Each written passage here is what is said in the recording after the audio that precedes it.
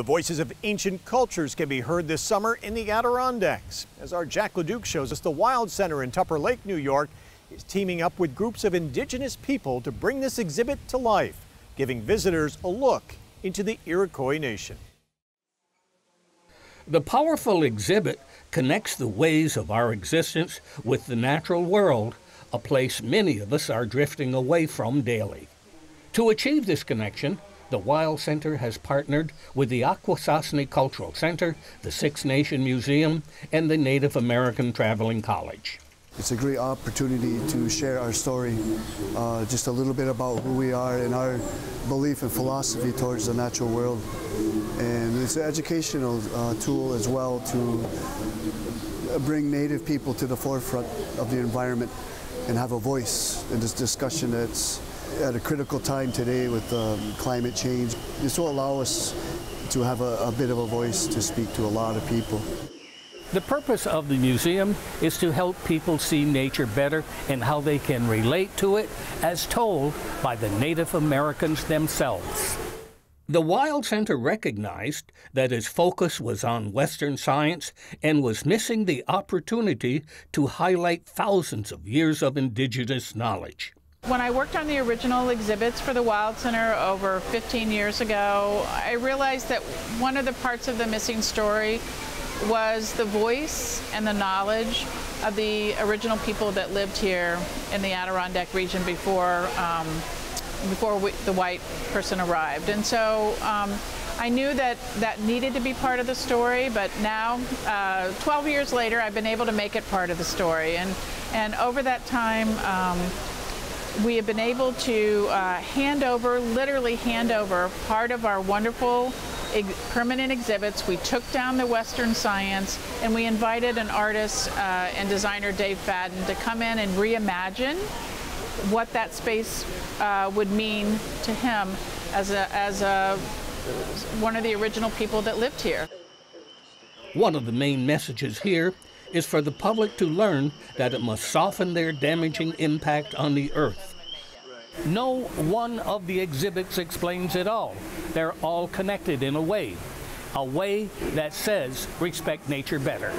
The Wild Center was really excited about this project and interested in this work because we recognize that our museum, which tells the story of the natural history of the Adirondacks, was only telling that story through one particular perspective, which was through Western science. And we also wanted to recognize that the Haudenosaunee have been here for millennia, and we really wanted to have the opportunity for them to tell their story about this place in their own voice.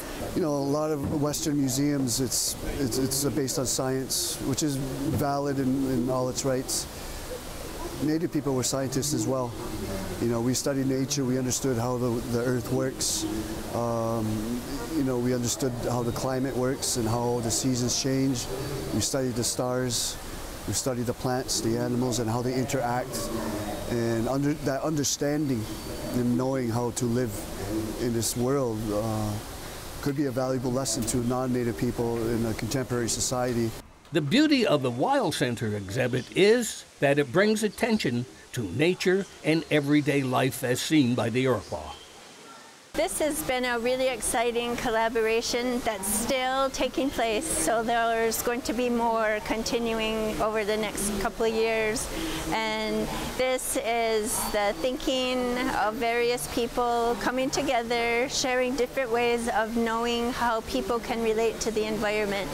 And the Wild Center realized that it was looking at everything from a Western science viewpoint, and so they reached out to Native people to get the story from our way of looking at the world, and so that's what's infused into the Wild Center now. It's been wonderful to be able to actually give up the authority that a lot of times museums and curators hold as the only storytellers in our museum world. What has really been fun is to hand over that voice and give a different voice, not mediated by curators, not mediated by exhibit developers like myself, but to really have the voice, a different voice, actually tell a story in our space. This is a 3-year project. This has been our first year, and so this is like the tip of the iceberg. We're still going to do more things together.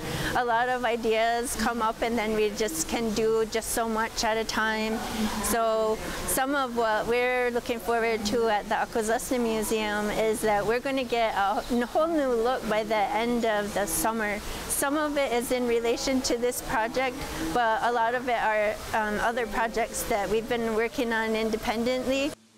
Each of the easy-to-use exhibits contains ancient lore that will fascinate the whole family. Here, Indigenous voices come together, echoing legends of their past. For Mountain Lake Journal, I'm Jack LaDuke at the Wild Center in Tupper Lake.